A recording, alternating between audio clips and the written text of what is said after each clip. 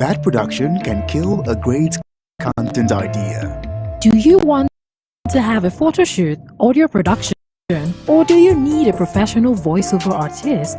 Do you simply want unmatched cinematography, video production, or just event coverage, such as weddings, birthdays, or burials? Or do you need a space for meetings or conferences?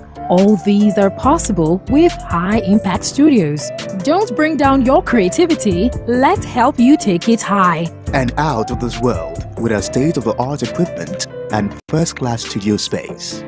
We give you the quality you deserve at the best rate. For more details, call 0706 393 5694 or 0915 958 1881.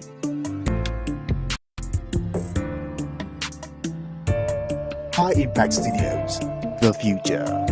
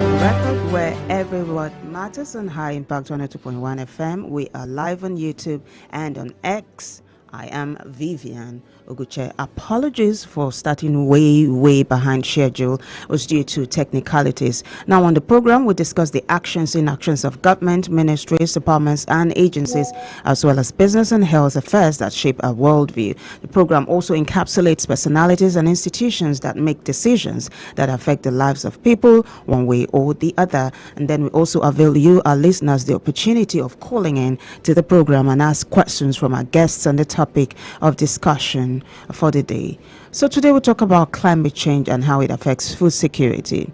Climate change is posing a significant threat to food security in Nigeria. Case in point, Benue State, where farmers are facing erratic weather patterns and a severe shortage of rainfall. The chairman of the Old Farmers Association of Nigeria, AFAN, Saku Ondogu, has advised farmers to adopt drought-resistant crops to address the situation.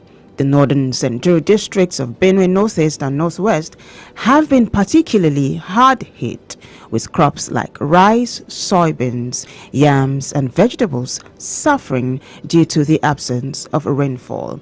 The southern regions of Benue are also affected by these changing weather patterns, causing growing concerns about food production.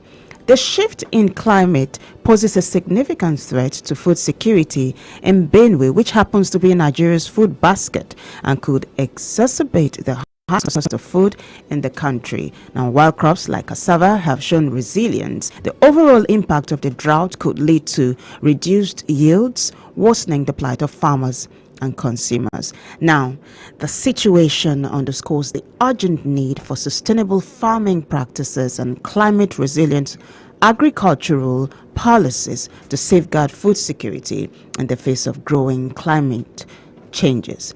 Phone lines are open 0700 1021 1021. We will take a short break. When we come back, the conversation begins. Stay with us. On record. Every word matters.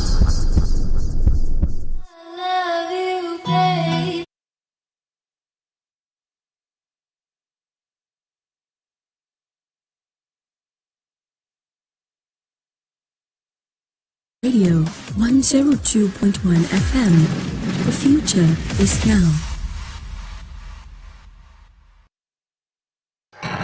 Welcome to the high side of life.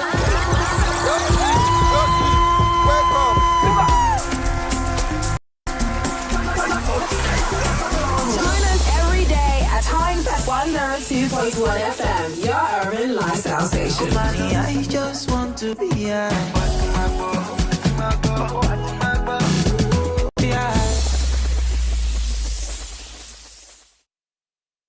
Do you know bad production can kill a great content idea? Do you want to have a photo shoot, audio production, or do you need a professional voiceover artist? Do you simply want unmatched cinematography, video production, or just event coverage, such as weddings, birthdays, or burials?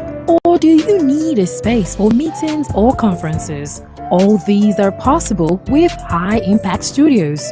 Don't bring down your creativity, let's help you take it high. And out of this world with our state-of-the-art equipment and first-class studio space. We give you the quality you deserve at the best rate. For more details, call 0706 393 5694 or 0915 958 1881. High Impact Studios, the future.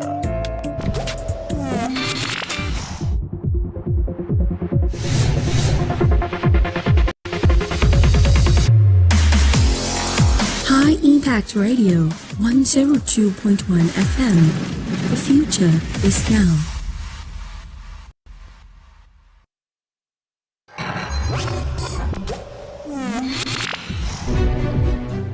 Welcome back. The show is on record where every word matters right here on High Impact Radio. It's 102.1 FM. My name is Vivian Oguche, and today we take a look at climate change and food security.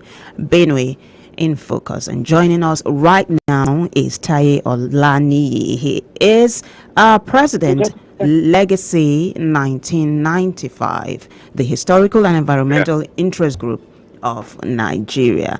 Mr. Taye, such a pleasure to have you this morning. Good morning. The honor is mine. Good morning. And how is everything with you? Fantastic. And how are you? I'm fine. Okay. Now let's talk about this, right? The impact of climate change on food security. There is drought in the north, which results, in fact, one of the major impacts of drought is desertification, which leads to farmers-herders clashes. Do you understand? And then this year, strangely, it was very bizarre. Nigeria's food basket, Benue State, suffered a severe shortage of rainfall. Now, walk us through the relationship between climate change and food insecurity based on this backdrop. First and foremost, you should know that whatever we regard as climate is one of the great works of our Creator. And as we normally say, the noblest employment of the mind of man is the study of the works of his Creator. If we look at it from that perspective, that it is a natural law and natural guidance for man to interplay in a biotic and abiotic environment, you should now realize the need for us to be more observant of whatever is happening in our geographic space. Because according to geographers, they say that anything in space is a geographical phenomenon. Anything in space? Let me get that. Anything, yeah? In space, S-P-A-C-E, is a geographical phenomenon. That is, anything that we have in our geographical area is supposed to be understudied, to be observed, and in such a way that we should be able to know how best to interplay with the environment. Because there have been certain concepts in geography in the past, that the concept of environmental determinism, that the environment determines the mood of human life. Then later, after some time, people realizing that, well, there are certain things that we need to put in place. And studying natural environment like climate, there is the impression that probably if we do this, if we do that, we may be able to make some changes that we have high-tech impact, just like your station is named after. And on the basis of that, when they realized they were making positive trends in certain ways, yes, they were happy. At certain times, they meet some or met some challenges and realized, yes, we still need to go further. And there is that concept of environmental probabilism. That probably we do this, we do that, we'll be able to alter certain things in the environment so that the environment will not be the total aspect of mood of our life. Then realizing that under this probability, they have been able to realize some possibilities, and so came the concept of environmental possibilism. So now, we are in an era where certain things are taking place in the life of man based on the interrelationship man has been having on the environment, and the environment has been having on man. And one of these things is now the climate change. The climate change has impact on three principal elements of man: the forest, the air, the water, and so on and so forth. And because of the agricultural nature, because you find out that Benue is in the tropical area of Nigeria, whereby the rain falls from April to October, and then the dry season comes from November up to March before the rain starts again. But for certain reasons, some of these things are getting a little bit altered in such a way that even now, in the past we used to have the meteorological people talking about scattered thunderstorms. Here in Lagos, they would ask you to carry your umbrella because of scattered thunderstorms, and that day there might not be rain. But because of the advancement in technology, you will see that NEMA, National Environmental Management Agency, they have actually forecasted that certain number of states. Am I going too far? No, it's good. You're talking about NEMA and NIMET, right? Yes, that they have actually told us that certain areas are now liable to flood and flooding. And of course, Benue is part of it. And to worsen it again, you find out that there is this dam that they are saying they are releasing their water, which is going to bring an upsurge in the volume of the water in Benue River. All these things have some debilitating effects on the environment. And you find out that as a result of that, Benue, which is regarded as the food basket of Nigeria, is now intimidated by natural phenomena, climate change. And as a result of that, it is affecting the agricultural practices of the people directly or indirectly. And when you look at the percentage of people that are into agri, you find that almost 75% of the people, especially in the rural areas, are actually involved in agricultural practices, crop production, tree planting, and stuff like that. But all this, directly or indirectly, climate change has affected that. And because climate change is no respecter for any geographic space, you find that people from surrounding states cattle rearers and all the rest of them are trying to get food for their cattle. And as a result of that, you find out that there is this much of these herders, farmers crisis.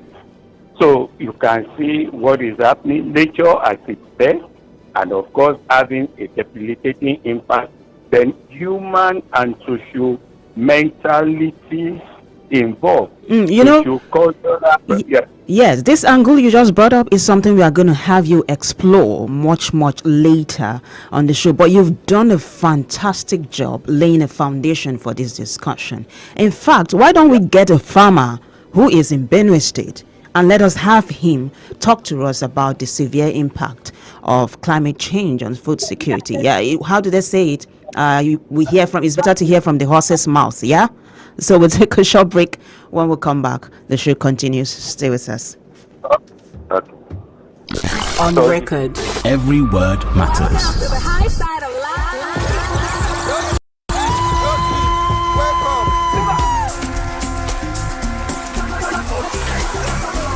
us every day at High 102.1 FM, your urban lifestyle station. I just want to be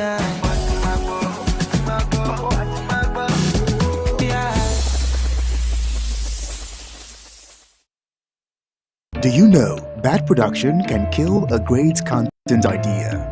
Do you want to have a photo shoot, audio production, or do you need a professional voiceover artist? Do you simply want unmatched cinematography, video production, or just event coverage, such as weddings, birthdays, or burials? Or do you need a space for meetings or conferences? All these are possible with High Impact Studios. Don't bring down your creativity, let's help you take it high. And out of this world with our state-of-the-art equipment and first-class studio space. We give you the quality you deserve at the best rate. For more details, call 0706 393 5694 or 0915 958 1881. High Impact Studios, the future.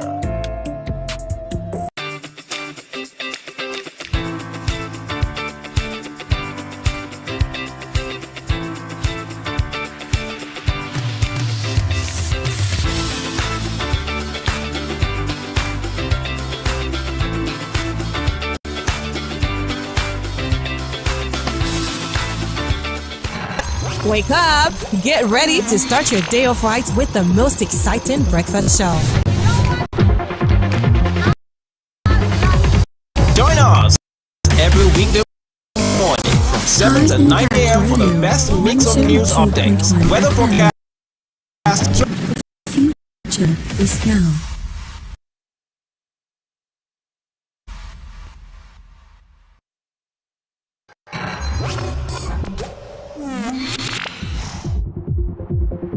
Name is Vivian Oguche, and we've been talking about the impact of climate change on food security. Earlier on, I spoke with an environmentalist, but right now we have a farmer in the house, and he is Dr. Oche Emmanuel. He is, let's see, it's a lot. Why don't I just read this out? He is the Dean VOTE, COE, Oju, Benue State. Now, VOTE means vocational and technical education. Dr. Oche also has a PhD in Agric Extension and Innovation Communication. He also worked for the Benue ADP as Deputy Director for over 20 years before becoming a lecturer in the College of Education in that state. Currently, he is a consultant in agriculture and farming innovations. Dr. Emmanuel, such a pleasure to have you join us this morning. How are you? I am fine. Thank you, Vivian.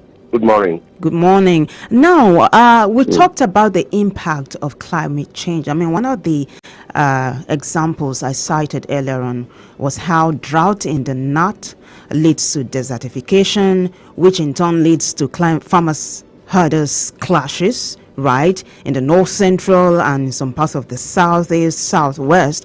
But strangely, Benue State the food basket of the nation suffered severe shortage of rainfall this year. Was that the first time this kind of thing happened in your state? Well, you have said it all as an observer of the environment. I want to assure you that Benue State, which falls under North Central Nigeria, has also had its toll on this semi-drought, let me call it that way, on the Benue farming community. You discover that because we are under rain-fed agricultural practice in this part of the world, we only begin to farm when we have the rains with us. And unfortunately, in 2024, the rains came very late. And after about 2 to 3 rains, the rain ceased. And thereafter, for well over 2 months, we didn't have rain in this part of the Benue Valley. And that had an untold hardship on the planting of major arable crops in our communities, especially in the Benue Valley, where we have early crops and late crops. The early crops like melon, like upland rice, and maybe even yam, and some persons will plant things like let's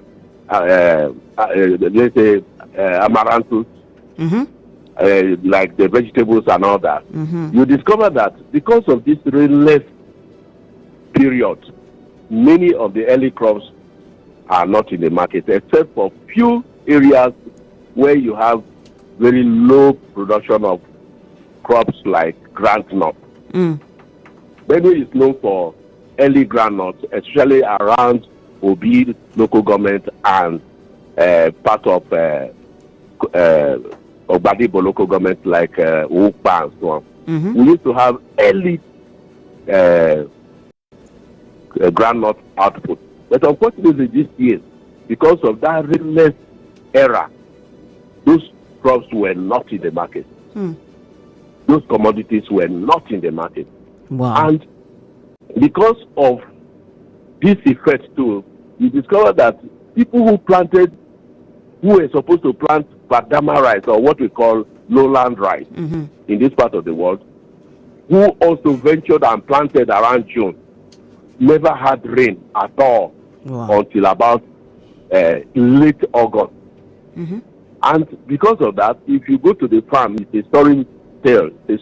You see that the rice farms are stunted, they are yellowish, where the yellowish aspect can be attributed to lack of fertilizer. But when there is no rain, you cannot apply fertilizer.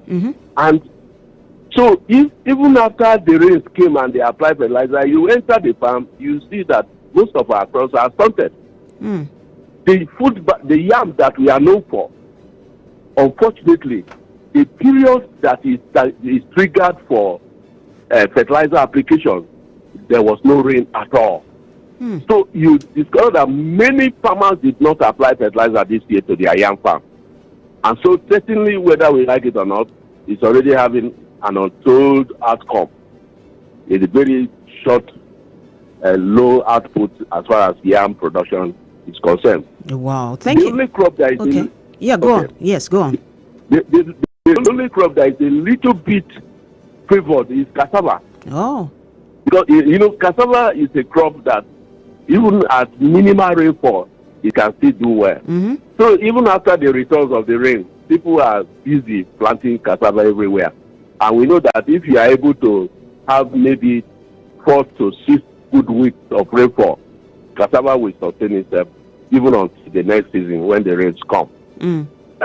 So actually, it has a very serious effect on most of the arable crops in Benue State and beyond, especially in North Central Nigeria.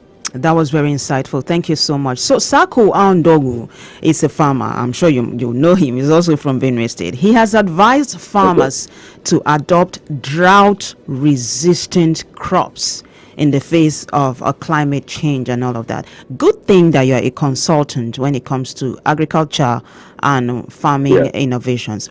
Now, do you think adopting this strategy will solve the problem or help minimizes a negative effect? Which crops are like that in this part? Many farmers. You see, I don't theorize when I come to agriculture. Mm-hmm. I am so practical because what major crops do we have in Benue State that are drought resistant? Drought resistant. Which crops? Well, mention them. Is it Kajanus Kajan, or what we call pigeon pea? Yes, pigeon pea. How it's limited in the cultivation, in its cultivation as far as this part of the world is concerned. Apart from that crop, which other crop? If it is something like melon after the first 2 rains, yes, the crop will pick up. But after a while, it needs 1 or 2 rains before it will do well. And that is why you are having problem with output of melon all over the zone, whether you like it or not. You go to the market, they say there's no melon. Only people who were able to plant around the riverine area are having some good output. So, whether we like it or not, because we are not practicing irrigation and we are practicing rain-fed agriculture, is having an untold effect on the output of our crops. So, I project re-farming in this part of the world in the next season, whether we like it or not. Wow. It's already happening. Wow. The tuber of yam in this part of the country, as new as yam is, 1 tuber is good for almost 5,000 naira. Are you kidding me? An average tuber. If a tuber of yam sells for 5,000 in Benue State, what's the hope of Nigerians in other parts of the states? But you see, Doctor, this is setting up a date for you and I to have a part 2 of this program. I'm telling you, we need to really talk about this. But on that note, I have to say thank you for honoring us today. We'll take a short break. When we come back, we'll have the environmentalist wrap up the show. Thank you so much, Doctor. Thank you, my sister. Yes. So I've been talking to Dr. Oche. He is a farmer in Benue State. He also is a consultant when it comes to agriculture and farming innovations. We'll be right back. And when we come back in a minute, Taye is going to be, the environmentalist is going to be wrapping things up as we close the cutting on the show today. But that will be after the short break. Stay with us. Do you know bad production can kill a great content idea? Do you want to have a photo shoot, audio production, or do you need a professional voiceover artist? Do you simply want unmatched cinematography, video production, or just event coverage, such as weddings, birthdays, or burials? Or do you need a space for meetings or conferences? All these are possible with High Impact Studios. Don't bring down your creativity. Let's help. He's made a comeback and he's going to be wrapping up, things as regards climate change and food security, Benue in focus. Thank you so much, Mr. Olaniyi, for hanging on. Now, I don't know if you're listening to a farmer. I did. Oh, fantastic. Yeah, so it really came out fine. I don't know if you want to respond to him or if you want to wrap things up. You talked about the lifestyle, the cultural practices in Nigeria and the world as a whole, and how it might exacerbate the impact of climate change. But sir, you have 1 minute and 30 seconds to wrap it up. Thank you very much. I think there is need for relationship management. Scientific findings in relation to climate change, global warming, and the rest of it, and how we can heterodyne that to the immediate community. There is need for interaction, the turn and gown, and the socio-cultural platforms that we have, that we let everybody know that despite the fact that the Bible says the sun shall not smite you by the day nor the moon by night, that things are changing because of human interaction with the environment and bringing some debilitating effects. Man is the problem. Man is also the solution. You know, So earlier everybody should on, work you said, okay, no, it was actually Dr. Che who said he doesn't like abstract things. Now, when you talk about some of these practices, is deforestation part of it? Deforestation is part of it. Burning of farms by all these cattle rearers and all the rest of it. And of course, the idea of global warming, which is natural. All these are affecting whatever is happening, not only to people in Benue State, but I think it's worldwide. And this is why in some sane and societies, you find that they are researching into various aspects in order to make best of bad situation. That is what we should be doing. And this is why I appreciate that you are thinking along this time, because this way you are trying to make best of bad situation in areas where the concern is very, very high. So there is need for relationship management at all levels. And this is a by government, by consultants, by NGOs, by sociocultural groups and farmers and cattle rearers, and all of them. Let us appreciate the need for us to have a conducive environment so we can eat, so we can drink, so we can have protection, so we can have security and have shelter and have comfort. Mr. Olani, this is a safe place for us to land. We have to go, and also this is setting up a date for you and I. We have to do a part 2 of this, but we appreciate your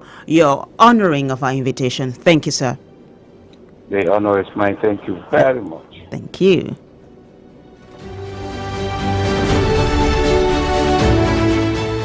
And it's a wrap on our show today. Thank you guys for making it worth the while. We had President Legacy 1995, the Historical and Environmental Interest Group of Nigeria, Tai Olani. We also had Dr. Oche Emmanuel, a consultant in agriculture and farming innovations. Thank you so much, gentlemen, for gracing our show today. Big thanks to everyone who contributed to making the show a success, but the bigger thanks to you for watching. Until I come your way again, I am Vivian Oguche. Bye.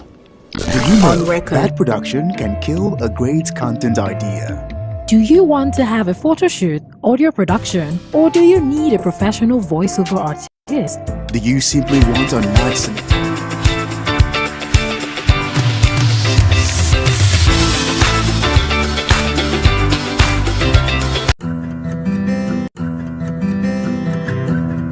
As a child, what is most important to you is love, warmth, acceptance, and security. But as you grow, there is a paradigm shift in the way you approach life. The interest you lose in some things, you pick in other things. Sometimes, the road is smooth.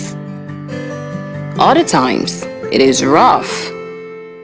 Every step of the way comes with a new hurdle to scale. You win some, you lose some.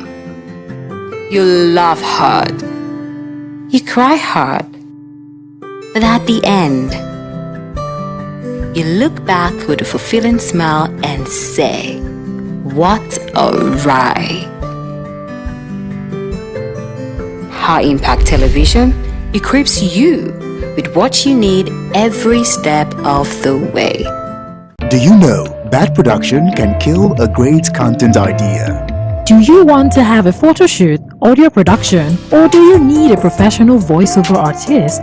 Do you simply want unmatched cinematography, video production, or just event coverage, such as weddings, birthdays, or burials? Or do you need a space for meetings or conferences? All these are possible with High Impact Studios. Don't bring down your creativity, let's help you take it high. And out of this world with our state-of-the-art equipment and first-class studio space.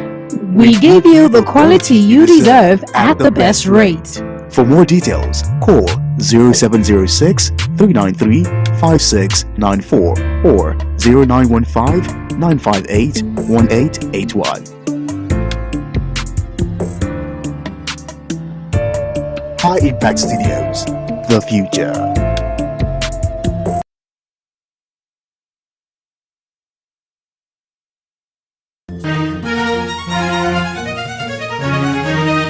Appian Way, one of the earliest and strategically most important Roman roads of the Asian Republic, is the Appian Way.